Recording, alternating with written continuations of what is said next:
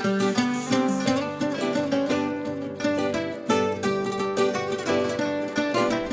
जो पकोड़े इस प्लेट में हैं, क्या आप जानते हैं कि इसकी तारीख सदियों पुरानी है?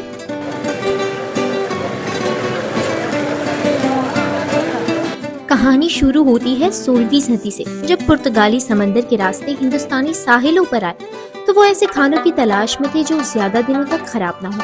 पुर्तगाली अपने साथ हिंदुस्तानी बावर्ची रखते थे जो इन्हें बेसन में मिसालों के साथ तली हुई सब्जियां गिराते थे। आलू, प्याज, बैंगन और हरी मिर्च के ये पकोड़े जब अच्छी तरह तल लिए जाते तो हफ्तों तक महफूज रहते। जापान में चूंकि चन्ना नहीं उगता था, इसलिए वहाँ के लोगों ने बेसन की जगह गंदम के आटे से सब्जियां तली और इस तरह जापानी टेम्पोरा वजूद में आया। तो अगली बार जब आप पकोड़े खाएं तो याद रखें, ये एक ऐसा जायका है जो पुर्तगाली बहरी जहाजों से सफर तय करता हुआ आपकी प्लेट तक पहुंचा।